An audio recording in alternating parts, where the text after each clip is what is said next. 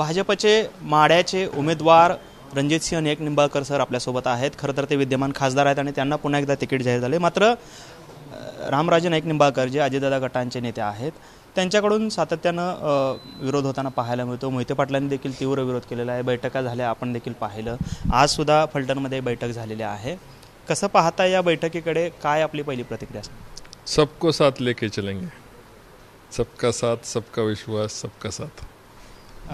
Sir खरं तर रामराजे नाईक निंबाळकरांनी आज एक प्रतिक्रिया दिलेली आहे किंवा भाषणामध्ये ते असं म्हणाले की बाबा जर हा उमेदवार आम्ही तो निवडून येईल की नाही किंवा त्याच्या संदर्भात त्यांना मताधिक्य मिळेल की नाही याची शंका आहे, त्यामुळे आपण उमेदवार बदलावा अशी थेट मागणी त्यांनी केलेली आहे। काय एवढा विरोध होता आणि ह्या मागणीकडे कसं? रामराजे निंबाळकरांना माझी काळजी आहे की निवडणुकीत पडू नये म्हणून ते चिंता करतात माझी। त्यामुळे रामराजेंनी माझी 2019ला काळजी केली होती की हा निवडून येणार नाही। मी फलटण तालुक्यामधनं मताधिक्य घेतलं, लोकसभा मतदारसंघात नाही मताधिक्य घेतलं। आमच्या कुटुंबातलेच आहे त्यामुळे माझी जास्त काळजी करतात ते। पण मग तुमची जास्त काळजी आहे की छोट्या भावाची काळजी त्यांना? हे माझी जास्त काळजी आहे, कारण ते दिवसभरामध्ये त्यांचे अनेक तासापैकी माझ्यावर जास्त वेळ खर्च करतात, त्यामुळे माझी जास्त काळजी आहे।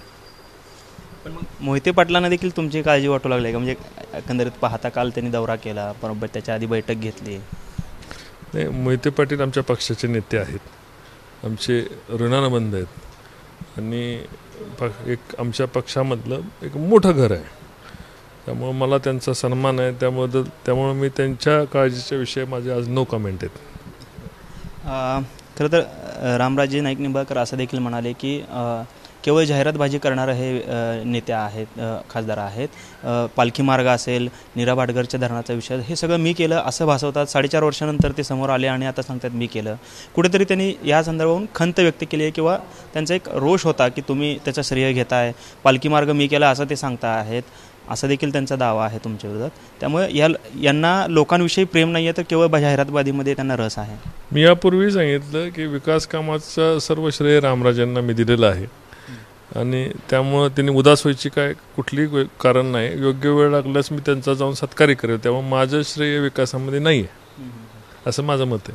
पण मग आज कार्यकर्त्यांनी तिथे जाहीरपणे अशा घोषणा केल्या की तुतारी हातात घ्या, तुतारी हातात घ्या। काय होऊ शकतं जर का त्यांनी तुतारी हातात घेतली तर? काय चित्र असू शकतं?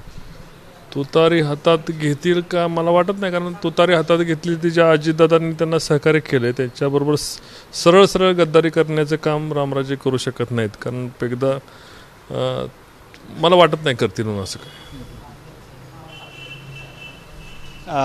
खरं तर असं एक बोललं जातं की राम सातपुते हे सोलापूर लोकसभेचे उमेदवार म्हणून जाहीर झालेलं होतं, मात्र परत माढ्यामधून म्हणजे माढा लोकसभा मतदारामध्ये नाराजी पाहता रामभाऊ सातपुतेंना पुन्हा माळशिरसमध्येच थांबायचं सांगितलं आणि मग दुसरा उमेदवार बदलायचे चालू आहेत। कुठेतरी अशा पद्धतीने जे तुमचे मित्र आहेत किंवा तुमच्यासोबत ज्यांचं जुळतं आहे ह्यांना देखील कुठे पुढे हलवू द्यायचं नाही असं काही स्ट्रॅटेजी आहे का किंवा असं काही दिसतंय का? कारण ह्या सगळ्या घडामोडींवरून नाही, मी सोलापूर आणि माढ्याचा खासदार म्हणून माझी इच्छा आहे की या ठिकाणी निश्चितपणे सातपुतेसारख्या माणसांनी जरी लोकसभा लढवली तर पक्षाला एक धारदार आणि चांगलं युवा नेतृत्व मिळेल। पक्षाने त्यांना उमेदवारी दिली तर ते निश्चितपणे निवडून येतील आणि मला एखादा चांगला सहकारी या ठिकाणमधून सोलापूरमधून मिळेल की जेणेकरून दोघं मिळून आम्ही जिल्ह्याचा विकास करू। मला त्यांच्या जाण्याने फायदा नुकसान ही गोष्ट वेगळी आहे, पण पक्षाला आणि सोलापूरच्या जनतेला राम सातपुतेचा फायदा नक्की होईल। प्रणिती शिंदेंना काही क्षणापूर्वीच उमेदवारी जाहीर झालेली आहे काँग्रेसकडून। राम सातपुते हे टफ फाईट देतील असं वाटतंय का किंवा काय नक्की? कारण उमेदवार डिक्लेअर करायला किंवा निवडायला बराच कालावधी गेलेला आहे, त्यावरून टीका देखील होती। राम सातपुते हे पक्षाच्या मुशीत तयार झालेला नेता आहे। घरचं कुठलंही फॅमिली बॅकग्राऊंड नसताना एका ऊसतोड मजुराचा नेता स्वतःच्या कर्तृत्वावर, स्वतःच्या ताकदीवर या ठिकाणी येतो। त्यांचे वडील कुठल्याही बॅकग्राऊंडमध्ये नसताना सर्वसामान्य कार्यकर्ता हा जेव्हा तयार होतो आणि राम सातपुतेंसारखा कार्यकर्ता जेव्हा तयार होतो तो कुणाशीही संघर्ष करू शकतो आणि कुणाच्या बरोबर जिंकू शकतो असं मला वाटतं। तर हे होते खासदार रणजितसिंह नाईक निंबाळकर आणि माढ्यातून जे काही उमेदवारीवरून सगळं हे सुरू आहे त्याचं श्रेय देखील मी रामराजे नाईक निंबाळकर यांना द्यायला तयार आहे असं देखील त्यांनी प्रतिक्रिया दिली आपल्याला पाहायला मिळते. कॅमेरामन विनोद हुनाबादकरसह सागर सुरवसे, TV9 मराठी, सोलापूर.